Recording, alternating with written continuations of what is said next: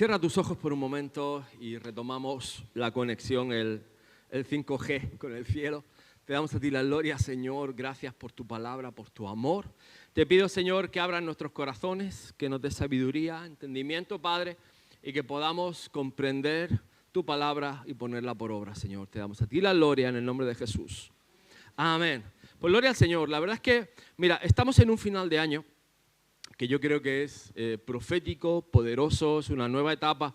Todo este año yo siento que ha sido un año de preparación, de transición, de cambios. El Señor ha quitado, ha puesto, ha derribado, ha levantado, y muchos de nosotros estamos en una temporada de una manera clara.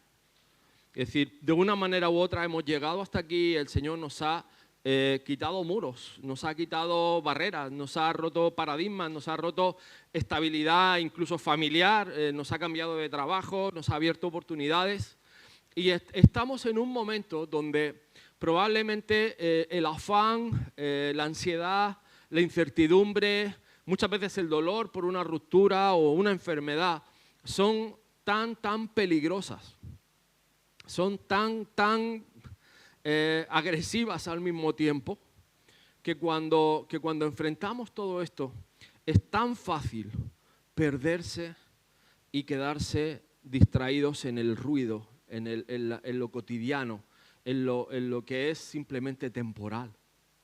Esta semana, hermanos, os digo algo, va a ser una semana profética, porque Dios está hablando y está hablando a la iglesia desde Singapur hasta aquí en España. Cuando vi el mensaje de hoy de Pastor Jan me daba por reír, porque digo, Señor, verdaderamente tú estás poniendo algo en nuestros corazones. Cuando vamos a dar el jueves espiritualidad emocionalmente sana, vamos a hablar de un tema que yo creo que no se entiende o no se recibe como se debe de recibir, que es el tema del reposo del Señor, del Sabbat. No del Sabbat judaizando de que hay que celebrar el sábado, no, olvídate de eso. Sabbat tiene una realidad, una verdad espiritual para nuestras vidas, para nuestro día cotidiano, para nuestra casa, nuestras familias, para bendecirnos. El Sabbat tiene una comunión íntima y personal con Dios. Y te digo algo, que si te paras a pensarlo, Dios caminó en el huerto del Edén. Tú dirás, pues sí, David, eso ya lo sabemos. Sí, y también caminó con Enoc. No fue al ritmo de Dios Todopoderoso. Mira, hemos puesto ahí un cartelito que no sé si lo has visto, gracias a los hermanos que lo han puesto, que es omnipotente. Dios todo lo puede, Dios todopoderoso. Amén. Y eso parece que ya estamos montados en el cohete. Vamos, corre, que vamos, que me voy, que me deja el tren. Y en algunas veces de nuestra vida es así. Pero si Dios mismo se toma el tiempo en el huerto de caminar con Adán, si por 300 años el Señor caminó con Enoc, si por 40 días el Señor caminaba con Moisés en la cima del monte Sinaí, es un Dios que se toma el tiempo para pasar su tiempo contigo. Y escúchame bien, escúchame esto bien, con atención. Dios no va a su velocidad, va a la tuya. Estamos hablando del Dios omnipotente que camina a paso de hombre. ¿Sabes por qué? No es porque Dios no pueda ir más rápido. Es porque Dios te ama. Es porque Dios quiere caminar contigo. Quiere tener comunión contigo. Entiende que eres un hombre, en su misericordia ha comprendido, sabe, te ha creado, te ha diseñado lo que tú necesitas. Pero es que tú también necesitas caminar con Él. Dios va a caminar a tu ritmo. Y cuando empiezas a caminar al ritmo de Dios, Dios te va a mostrar qué pasos tienes que dar. Y eso es maravilloso. Que el Hijo de Dios descendiera al huerto a caminar con Adán, al ritmo de Adán. Que hiciera esa pausa, que tomara ese reposo, esa tranquilidad. Venga, Adán, vamos a hablar. vamos a conversar tú y vamos a darnos un paseo, vamos a tener una charla. No, Señor, yo quiero que me digan las cosas ya. Yo quiero respuesta, yo quiero ya que me digas, venga, ¿qué me vas a bendecir? ¿Qué me vas a dar? ¿Qué vamos a hacer? Y el Señor paseaba por el huerto con Adán. Se tomó 300 años para pasear con Enoc, para caminar con él. Se tomó 40 días en el monte Sinaí, donde paró todo el viaje, paró 3 millones de personas, para mostrar su corazón a Moisés. Y le dice a Moisés, yo soy el que soy. Tardo para la ira y grande en misericordia. Aleluya. Mira, te digo algo, esto es tremendo porque hoy precisamente vamos a hablar de Números 20. Probablemente es uno de los pasajes más complejos, más delicados y más controversiales. Probablemente uno de los pasajes donde el pueblo de Dios se tropieza, cae y marca un antes y un después. La opinión de Dios, el resumen de Dios de toda esta situación, el rey David lo recopila en este Salmo 95. ¿Qué piensa Dios de esa situación en Números 20? Está recopilada aquí. Tú dirás, David, ¿pero qué pasó en Números 20? Ok, te lo cuento, ya sabes que me encanta el cine, me encanta Hollywood, te voy a poner la película. Había muerto Elizabeth. Moisés acababa de enterrar a su hermana. La misma hermana que había empezado el ministerio juntamente con Aarón y con él, los 3 hermanos. De pronto, en medio de ese luto, el pueblo empieza a quejarse. Y empieza a renegar y empieza a decir, ¿por qué nos has traído aquí? ¿Por qué nos has metido en mitad del desierto? ¿Por qué nos has metido en este lío? Aquí no hay agua, aquí no hay nada, aquí estamos sedientos, estamos cansados. Si en Egipto estábamos bien, ¿por qué nos traes aquí? Y yo sé que muchos de nosotros hemos hecho la pregunta, desde que me hice cristiano, en vez de parece que voy bendecido, que me llevo palos por todos lados. Y está esa queja, y es verdad. O sea, no vayamos ahora de santurrones o de fariseos. Por favor, quitemos el fariseísmo, porque si dejamos al fariseísmo entrar, lo que no vamos a dejar es que Dios actúe, trate con nuestro corazón. Pero lo curioso de esto es que en ese momento, en Números 20, Dios le dice a Moisés y a Aarón, id a la peña y háblenle. Háblenle a la roca. ¿Quién es la roca? La roca era Cristo. Estábamos hablando de que Cristo había descendido al huerto y había hablado con Adán. Cristo había descendido con Enoc y por 300 años había hablado con Enoc. Cristo había estado personificado en el monte Sinaí 40 días hablando a Moisés. Y entonces el Señor le dice otra vez a Moisés y a Aarón, porque ellos llegaron a la puerta del tabernáculo, se pusieron de rodillas, se pusieron a clamar, la voz de Dios cayó y la voz de Dios le dice, ve y háblale a la roca para que brote agua viva. Esto es tremendo, es poderosísimo. Pero Moisés había tenido una gran pérdida. Había muerto Elizabeth. Moisés estaba agobiado. Moisés estaba estresado, deprimido, angustiado, cargado de un pueblo que no había entendido absolutamente nada. Y esto es la perspectiva de Dios. Porque Él es nuestro Dios. Nosotros el pueblo de su prado y ovejas de su mano. Si oyereis hoy su voz, no endurezcáis vuestro corazón como en Meriba, porque en el día de Masá, en el desierto, donde me intentaron vuestros padres, me probaron y vieron mis obras. 40 años estuve disgustados con la nación y dije, pueblo es que divaga de corazón y no han conocido mis caminos. Por tanto juré en mi furor que no entrarían en mi reposo. Y precisamente de lo que estamos hablando es de poder entrar en ese sabbat, en esa paz del Señor, en ese reposo, en ese descanso. Ese día de queja fue trascendental en el pueblo de Israel, a tal punto que no entraron en el reposo del Señor, no entraron en la última recompensa, en la recompensa final que Dios tenía para ellos. Por cómo hablamos, por cómo reaccionamos, por cómo endurecemos muchas veces nuestro corazón. El Señor nos está exhortando en esta mañana. No endurezcas tu corazón. No endurezcas tu corazón. Busca la voz de Dios. Búscala en el desierto. No pruebes a Dios. No tientes a Dios. Que tu corazón no divague. Que no dude. No le busques un razonamiento humano que no lo tiene.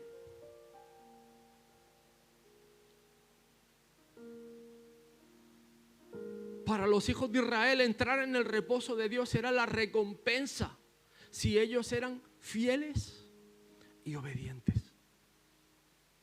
Fíjate qué sencillo. Fieles y obedientes. Pero no entrar en el reposo, no entrar en el descanso, era el último castigo que tendrían. Y de hecho, no entraron en las promesas de Dios. No entraron en la heredad de Dios. No entraron en la tierra prometida. Y todo esto a causa de no ser fiel y de no ser obediente. Es tremendo, pero es cierto. Fíjate que entrar en su reposo es una promesa que Dios le ofrece a cada creyente. Pero igual que la salvación, cuando tú confiesas al Señor como Señor y Salvador, es algo que está garantizado. Entrar en el reposo del Señor no está garantizado.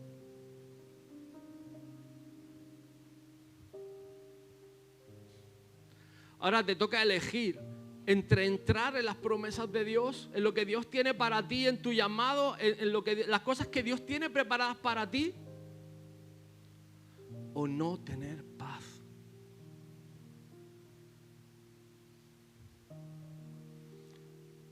Es tremendo.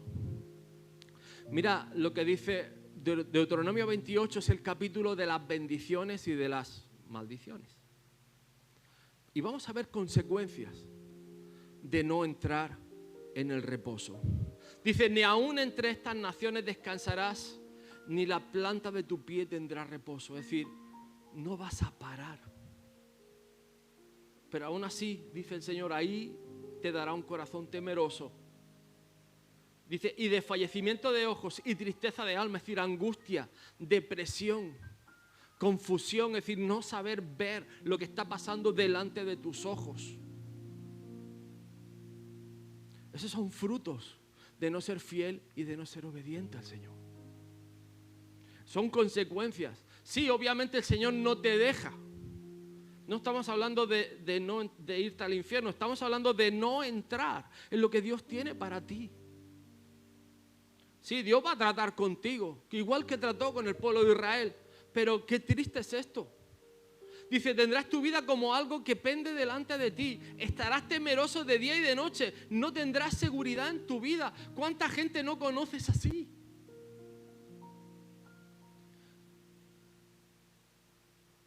Son consecuencias, son realidades, son verdades que están en la palabra de Dios de no entrar, de no entender lo que Dios tiene para los hijos, para aquellos creyentes que tienen comunión diaria con Jesús, que tienen su relación personal con Jesús, que tienen su diario caminar con Jesús, que encomiendan al Señor su camino día a día, cada noche, cada mañana, que tienen una comunión íntima y personal, que han aprendido a descansar, a comunicarse con Dios. No busques las respuestas dentro de tu alma, busca las respuestas del creador de la vida, del que tiene todas las respuestas. Busca las respuestas donde están. Por la mañana dirás, ¿quién diera que fuese la tarde? Y a la tarde dirás, ¿quién diera que fuese la mañana? Por el miedo de tu corazón con que estarás amedrentado y por lo que verán tus ojos. Esto es tremendo. El otro día me tocó visitar a una familia y precisamente pude ver que los temores, los miedos, la desobediencia, el no ser fiel al Señor. Vi a una familia que yo conocía por años y la hermana estaba desaliñada, los pelos como no sé cómo decirte algo divertido que te rías. Parece que estoy enfadado, pero no estoy enfadado. Quiero ayudarte a que entiendas esto. La hermana estaba como recién levantada, no voy a dar detalles, pero llegamos ahí y de pronto vi a alguien que estaba amedrentado, que no daba si era mañana o tarde, que estaba aturdida, que estaba confundida en sus temores y sus miedos. Y ahí es donde digo, Señor, ten misericordia. Señor, ten misericordia y ayúdanos, Señor, a salir de aquí. Porque el siguiente versículo dice, Jehová te hará volver a Egipto. ¿Sabes qué es eso? Volver al mundo. Volver al mundo. ¿Sabes qué significa volver al mundo? Que tienes que volver a nacer de nuevo. Que tienes que volver a encontrarte con el Señor. Que tienes que poder volver a pedirle perdón al Señor. Que además vuelves esclavo. Dice, y allí seréis vendidos a vuestros enemigos por esclavos y por esclavas, y no habrá quien os compre. O sea, no te va a querer ni el perro del vecino que te saludaba todos los días, pues ya ni ese te va a saludar. Y eso lo dice el Señor, no te estoy acusando yo, pero es algo que va a pasar cuando tú no entras en esa comunión íntima y personal con el Señor. Fijaros que en los tiempos en los que vivimos, el apóstol Pablo decían que eran tiempos peligrosos. El apóstol Pedro decían que eran tiempos difíciles, tiempos de apostasía. El apóstol Juan decía que eran tiempos del falso profeta. Daniel dice, y hablará palabras contra el Altísimo, y los santos del Altísimo quebrantará, y pensará en cambiar los tiempos y la ley, y serán entregados en su mano hasta tiempo y tiempo sin medio tiempo. Y esto es algo que va a pasar en nuestro tiempo. Ahora, te digo una cosa, yo no siento miedo por la iglesia, porque es el final. Siento miedo por los del mundo. Me da temor por los que están en el mundo y no conocen al Señor. Porque sé cómo va a acabar la iglesia, pero sé cómo va a acabar el mundo. Y hay un momento que la iglesia va a ser probada, la iglesia va a ser perseguida, la iglesia va a ser zarandeada. Ya hemos sido zarandeados con una pequeña pandemia. Y digo pequeña pandemia porque ha sido una pequeña pandemia. Cuando venga lo que tiene que venir, también la iglesia será zarandeada y probada. Y aquí es donde digo, señores, algo tenemos que hacer. ¿Y sabes qué tenemos que hacer? Ir a Jesús. El propio Jesús decía, venid a mí todos los que estáis trabajados y cargados, y yo os haré descansar. Llevad mi yugo sobre vosotros y aprended de mí, que soy manso y humilde de corazón, y hallaréis descanso para vuestras almas, porque mi yugo es fácil y ligera mi carga. Pero esto es algo que volvemos al punto. Mira, Moisés era el hombre más manso y humilde de toda la tierra después de Jesús. el que más había sido procesado, el que más había sido tratado, el hombre que más había sido tratado por el Espíritu del Señor. Había tenido comunión íntima y personal, como os comentaba, por 40 días. Estuvo cara a cara con Jesús, caminando con Jesús, conversando con Jesús. Esas conversaciones que yo pagaría, no hay dinero en este mundo para poder tenerlas, porque son extraordinarias. Y ese mismo hombre cometió uno de los errores más graves, que fue golpear la roca. ¿A qué punto lo llevaron? ¿A qué punto de presión fue sometido? Que en vez de hablar a la roca, golpea la roca. Y no solo una vez, 2 veces.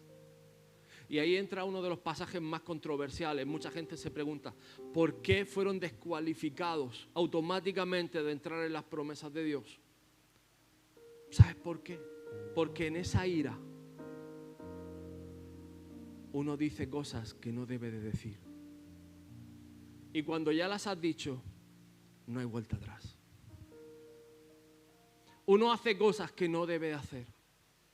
Y cuando las has hecho, no hay vuelta atrás.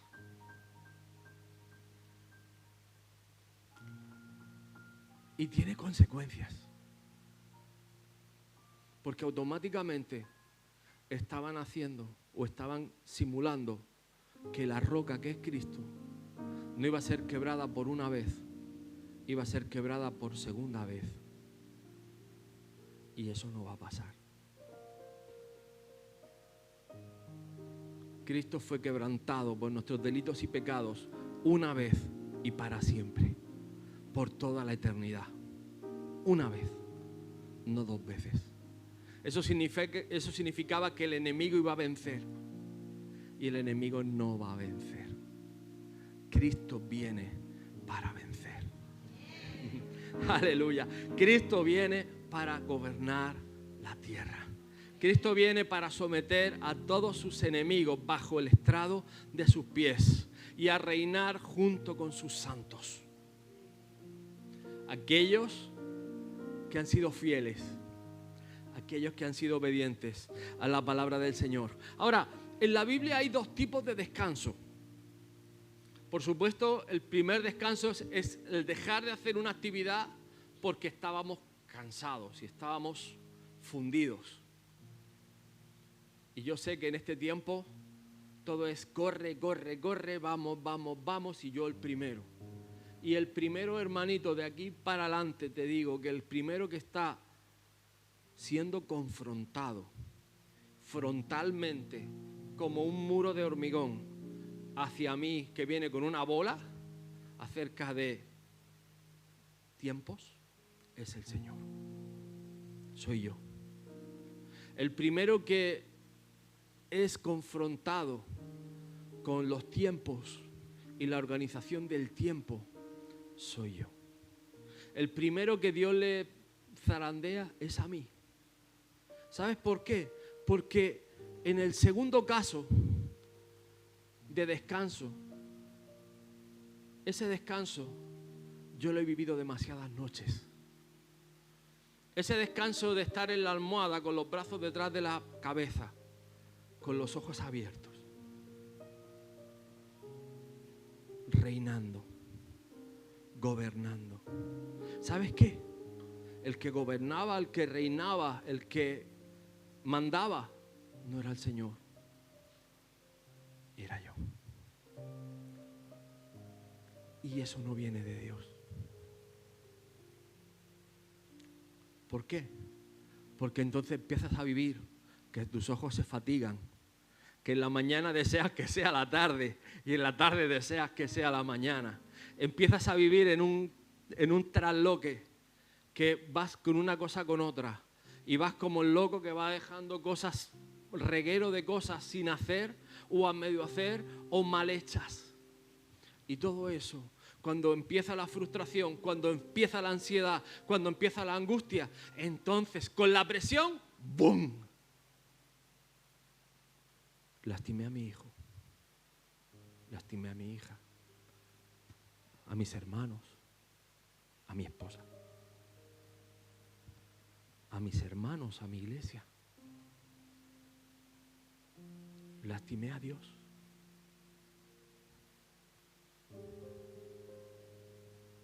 Porque no estoy en el descanso de Dios. He estado reinando, gobernando, pero no le he hablado a papá. No he ido a la roca a hablarle. No he ido al Señor a decir qué pasaba en mi corazón, qué había en mi cabeza, qué había en mi vida que me quitaba el sueño. Y por supuesto te quiero dar la solución. ¿Qué pasos debemos de tomar para entrar en el reposo del Señor?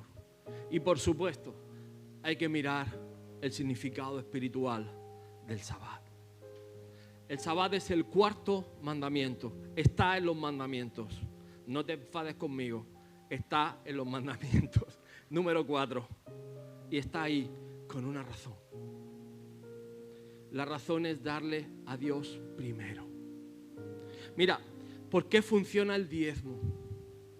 Porque tú crees que tú puedes controlar ese 10% que pertenece a Dios y administrarlo mejor que Él. Pero ¿sabes lo que pasa? Que cuando tú le entregas tu 10% a Dios, automáticamente el 90% restante es bendecido. ¿Y sabes lo que pasa con ese 90%? Que ese 90% bendecido es mucho mejor y mucho más grande que el 10% que te quedaste. Cuando tú le entregas tu Sabbat, tu descanso al Señor, haces que el resto de los 6 días de la semana sean bendecidos.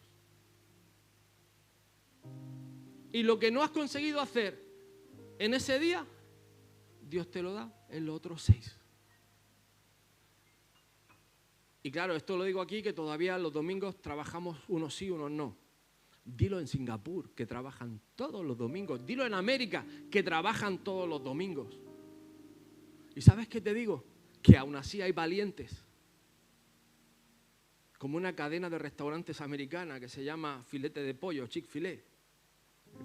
Y esto es un testimonio poderoso. Ellos decidieron, no abrimos los domingos. Pero escúchame bien, tienen el mejor filete de pollo. Y Dios los ha bendecido. Y cierran los domingos, haya Super Bowl, haya partido de fútbol americano, estén en el aeropuerto, estén donde estén, cierran el domingo. ¿Y sabes qué? Dios los ha convertido en la cadena número 1 norteamericana de comida rápida. Más que McDonald's, más que Burger King, más que Pizza Hut, más que cualquier otra. Porque han entendido un principio de Dios. Dame a mí primero. No funciona de otra manera. No funciona de otra manera. Dame a mí primero. Por eso funciona la ofrenda de la primicia. Hay un montón de empresas que tienen su primer dólar enmarcado en la oficina. Este es el primer dólar que ganamos. Si tú eres creyente, ese primer dólar debe estar ahí atrás. ¿Sabes por qué? Porque a Dios hay que traer sus primicias. Porque Dios está viendo el corazón de su pueblo. Te pongo otro ejemplo. Me contaba el pastor Enrique el otro día. Hay una iglesia en Estados Unidos que en el momento que llueve, y llueve bastante, el 60% de la congregación no asiste a la iglesia. 60% de una iglesia bastante grande. ¿Y sabes qué te digo? Que Dios diseñó la iglesia. Dios formó la iglesia. Dios viene a recoger a su iglesia. Y es un sacrificio venir. Claro, es tu ofrenda. Es lo que tú haces el primer día de la semana. Es tu ofrenda. Es donde tú vienes a traer sacrificios a Dios y ofrendas a Dios agradables a Él. No porque buscas la bendición, sino porque estás buscando agradarle a Dios, estás obedeciendo a Dios. Y escúchame, habrá 20.000 predicaciones sobre que todo es del Señor. Vale, así es. Pero Dios es un Dios de principios. Y cuando la congregación de los santos se congregue, no van a estar en casa viendo el vídeo del Instagram. Van a estar con la congregación de los santos. La iglesia es tan importante simplemente porque Jesús la diseñó. Porque es el diseño de Dios, no hay otra cosa. Y te digo lo mismo, igual que el Salmo 95 es el comentario del Señor, la inspiración, la revelación que el Señor le da al rey David sobre Números 20, Hebreos 3:4 es el comentario en el Nuevo Testamento del mismo episodio. Esto te lo dejo para casa, lo lees en casa. Si quieres luego lo comentamos a lo largo de la semana, pero es súper potente. Yo solo te doy 2 versículos.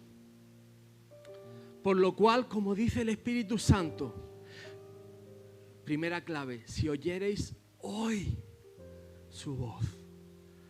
Si oyereis hoy su voz, no endurezcáis vuestros corazones como en la provocación en el día de la tentación en el desierto. Si oyeres hoy su voz, no endurezcas tu corazón.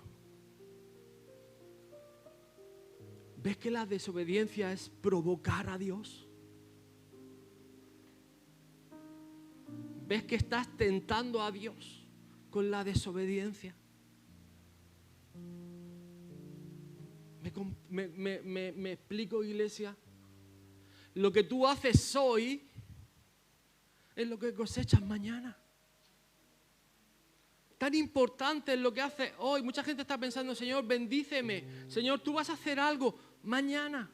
¿Cuántas veces hemos venido a la iglesia? No, yo sí, que el Señor haga algo hoy, pero lo voy a ver mañana.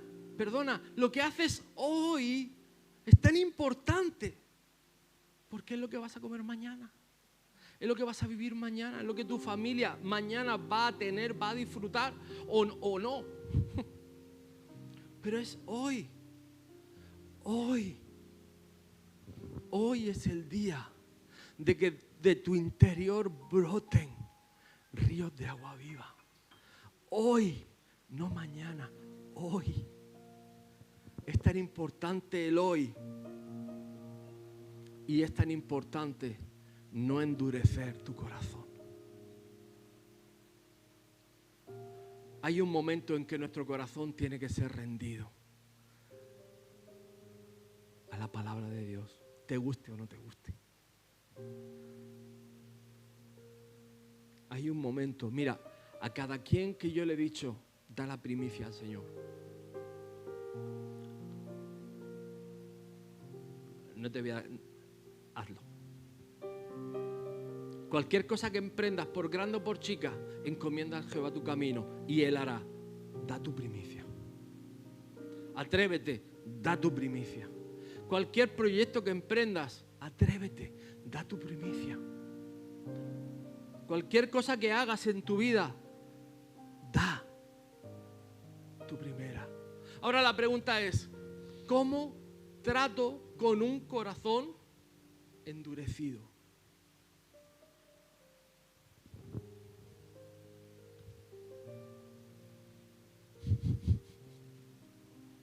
Nueva traducción viviente, me encanta. Lo dice en castellano del clarito. Así que cambia la actitud de tu corazón. ¿Y podemos leer conmigo? Eso es de Deuteronomio, creo que lo escribió Moisés. Enfádate con Moisés. Pero esa es la clave del cambio. Cambia la actitud de tu corazón y deja de ser terco. Tremendo, ¿verdad? O sea, yo lo leí anoche y me daba risa. Digo, muchas veces, Señor, que tu Santo Espíritu venga con tu bálsamo y me suavice el corazón. y me haga cambiar y vea a Gabriel o alguna revelación de esta así potente, ¿verdad? Como en el camino a Damasco y cosas así. Pero ¿sabes lo que pasa? Que cuando no tratamos con las raíces de amargura, y esto es una verdad potente, una pequeña raíz de amargura, dice la palabra, que contamina a muchos. El problema es que cuando tu corazón está endurecido, es porque ha pasado algo en tu corazón que te ha hecho tomar una actitud de una manera o de otra. Y le has dicho, Señor, yo hasta aquí. Yo hasta aquí. Muchas veces nos pasa en la iglesia, si tú pones los ojos en mí, vas a ver mis pies de barro. Vas a ver al hombre y a un hombre pecador, que hasta que Cristo no venga, tengo los mismos defectos que tú.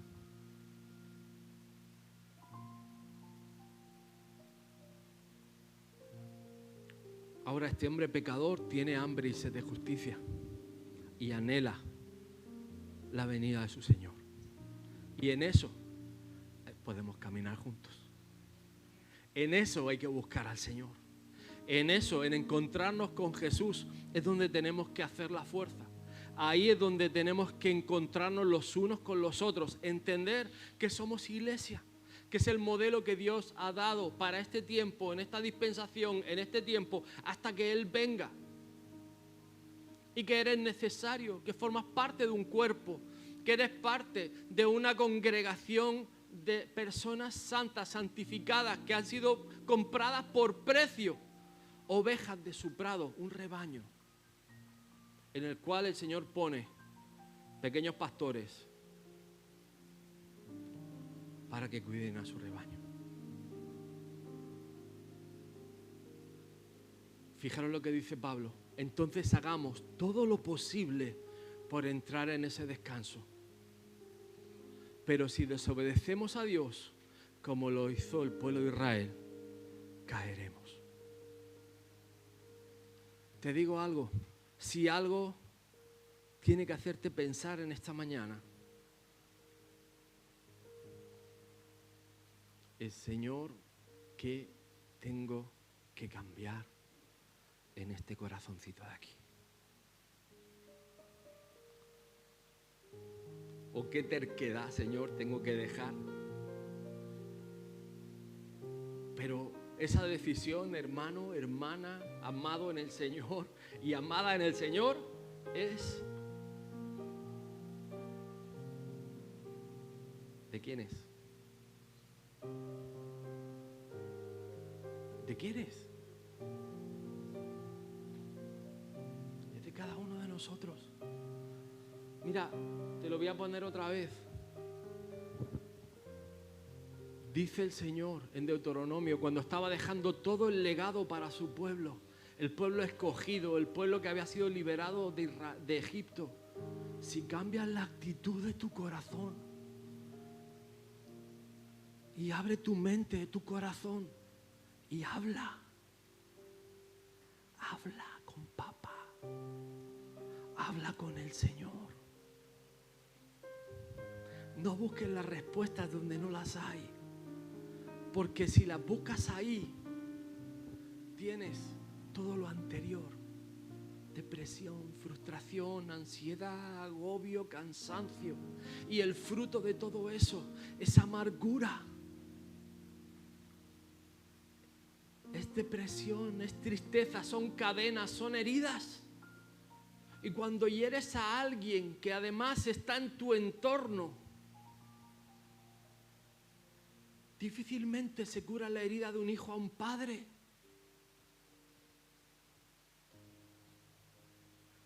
Difícilmente se cura la herida de un esposo a una esposa.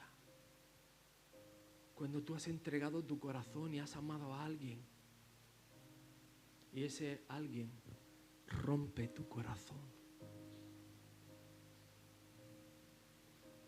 Y te digo algo, escúchame bien. Si Dios te dijera que eres uno más, ¿cuántos hay casados?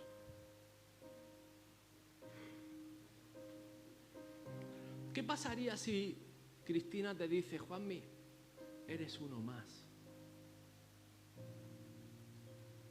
No tienes nada que me guste, eres uno más.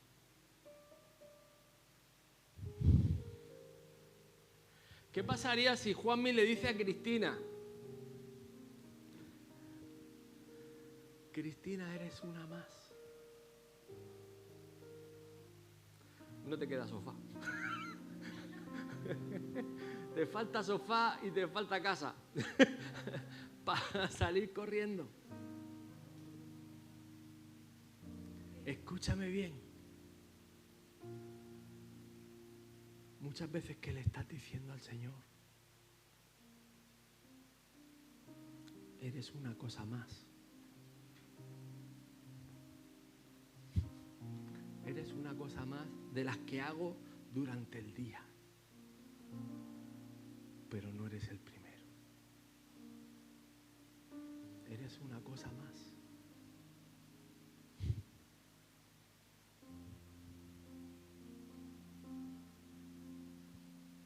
Hagamos todo lo posible para entrar en ese descanso. Yo no quiero caer. No quiero caer en la esclavitud de 40 años. Y sí, ser salvo, pero no tener las promesas de Dios. Hagamos lo posible por entrar en lo que Dios tiene para cada uno de nosotros. No le digas a Dios, Señor, eres uno más. O sea, párate a pensarlo. Si a mí me dijera mi esposa, David, eres uno más.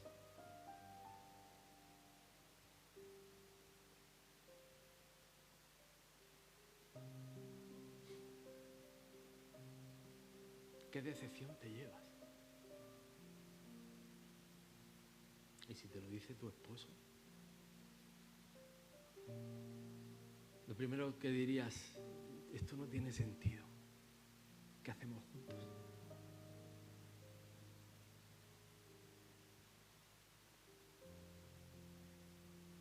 Pero ¿sabes lo que te dice el Señor? Que no eres uno más. Que eres la niña de sus ojos.